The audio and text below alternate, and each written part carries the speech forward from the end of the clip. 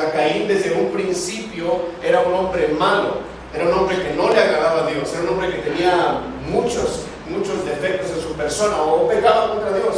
Y lo vemos en el reflejo de lo que después hizo con su hermano. En el momento que Dios le agradó el sacrificio de Abel, este se enseñó en contra de su hermano y lo invitó al campo y lo mató. Pero entendemos por el hebreo, por lo que el hebreo dice, que ahí en ese acto hubo de por medio un altar en el cual se ofrecía un sacrificio a Dios.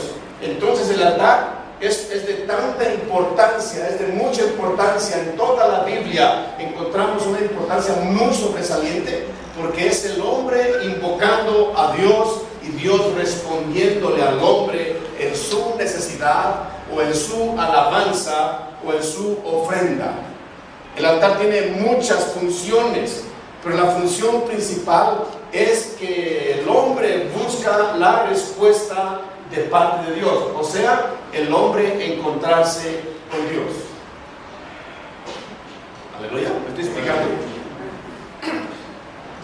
En el Nuevo Testamento no tenemos muchos informes acerca del altar, de los altares de hoy.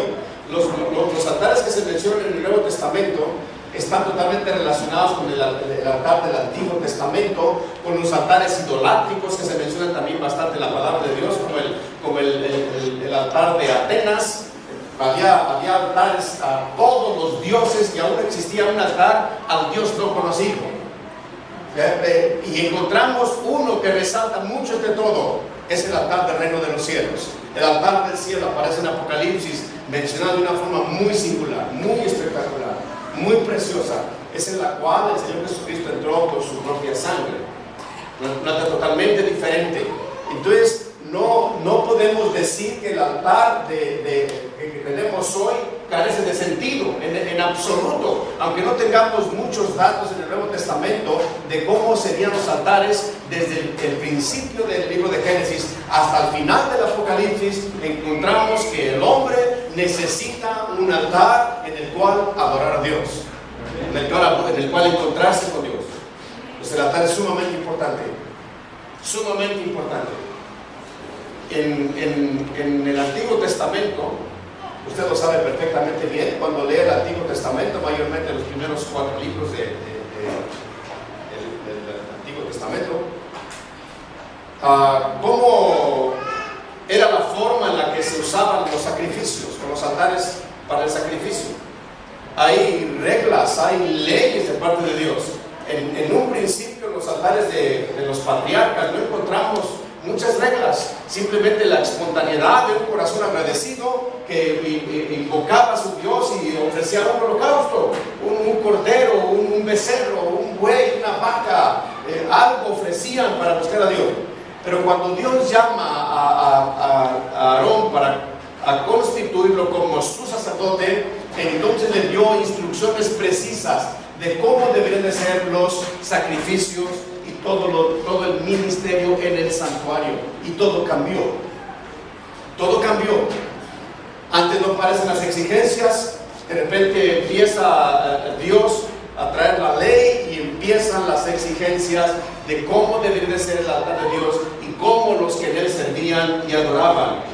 El altar de Dios estaba ligado absolutamente a la santidad de Dios. El altar no podía ser menospreciado, no podía ser alterado, no podía hacerse inventos.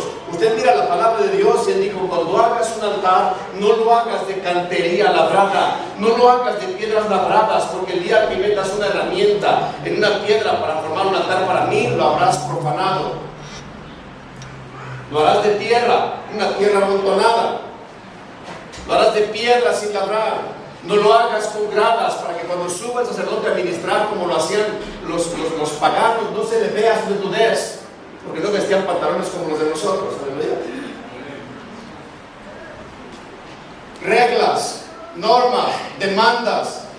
Usted mira todos los altares del Antiguo Testamento, mayores que tienen que ver con el santuario, todos están llenos de santidad. Demandan santidad. No estaban llenos de santidad todos, pero demanda santidad, demanda limpieza. Aleluya. Para mí para los sacerdotes, para los que ministran del altar, ser ministros del altar jamás ha sido fácil. Jamás ha sido simple. Nunca va a encontrar usted en la palabra de Dios que haya sido fácil. Las demandas por Dios son demasiado elevadas. Demasiadas exigencias de parte de Dios. Estoy hablando esto porque el lunes pasado Dios nos amonestó tremendamente acerca de nuestra función en el altar. No fuimos amonestados por nuestra forma de hacer las cosas, no fuimos amonestados por nuestra forma de vestirnos, no fuimos amonestados porque la alabanza está fea, fuimos amonestados porque las palabras que salieron de nuestra boca no eran agradables delante de Dios. Aleluya. Ustedes, hermanos, me son testigos de esto. Si hay gente que es visible en la iglesia, somos aquellos que ministramos en el altar. Y a veces gozamos de la benevolencia de la mayoría de los hermanos, y a veces somos señalados porque hacemos cosas que no agradan, que no son del todo agradables. Aleluya. Pobrecitos de nosotros. Ahora, eso nos exime de la culpa. No, en absoluto. Si usted quiere buscar un culpable de lo que pasa en el altar, no mire tan lejos, porque mírame a mí. Yo soy el responsable de lo que pasa aquí. Se me pasan muchas cosas. Dios me amonestó tremendamente. El domingo pasado no pude sentir su gloria, no pude sentir su aprobación. Sentía que la palabra que predicaba era mía, y yo sabía que algo estaba mal. Tengo toda la semana angustiado por el altar, diciéndole: Señor, a cada instante, durante las 24 horas del día, despierto en la madrugada y vuelvo a decir: Señor, ten misericordia de mí. Hace unos meses atrás Dios me puso un dolor tremendo por el altar, y me empezó a revelar los muchos altares que yo conozco, y les hablé a los pastores y les dije: va a pasar esto y esto y esto en tu altar, te anuncio porque va a salir a la luz. En tu altar hay esto y esto y esto otro y esto otro, y todo salió perfectamente como Dios me dijo. Entonces viene el Señor y comienza a mostrar lo que estaba aquí. Mire, yo soy testigo. No han sido cosas de las cuales haya sido un escándalo, no, pero a Dios no le agradó. A Dios no le agradó, y volvió a llevarme a un punto tan tremendo. El hermano Ezequiel oró por mí el lunes pasado. Era una angustia tan grande, porque Dios me dijo: voy a volver a poner dolor en tu corazón por mi altar. Y empecé a entender tantas cosas. Me dijo: te voy a mostrar la mente y el corazón de los que adoran en Él. Fue tan duro para mí. Fue tan duro para mí. ¿Somos santos de Dios? Sí, somos santos de Dios. Así está escrito, y eso no se puede cambiar.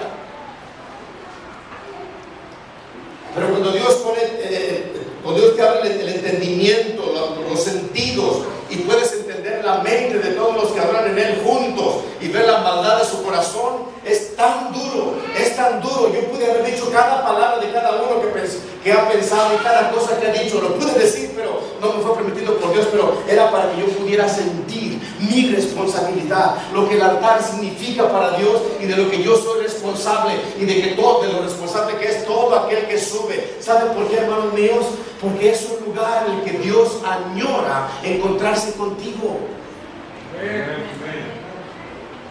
El altar no puede ser menospreciado, porque en este altar ha habido muchas personas que han derramado sus lágrimas delante de Dios, y Dios ha respondido a su necesidad. Muchas almas se han salvado, y no puede haber negligencia de mi parte en el altar. Fui amonestado duramente, aún tengo dolor, y Dios dijo que sería para muchos días. Hubo un momento tan tremendo que empecé a ver cómo el altar de Dios está mezclado con el altar del hombre, las ideas del hombre, las reglas del hombre, la antipatía del hombre, la frialdad del hombre, la división del corazón del hombre. Pero el momento más crudo fue cuando Dios me permitió ver que hay altares que salieron del mismo infierno y tomaron lugar en el altar de Dios. Una apariencia tan engañosa,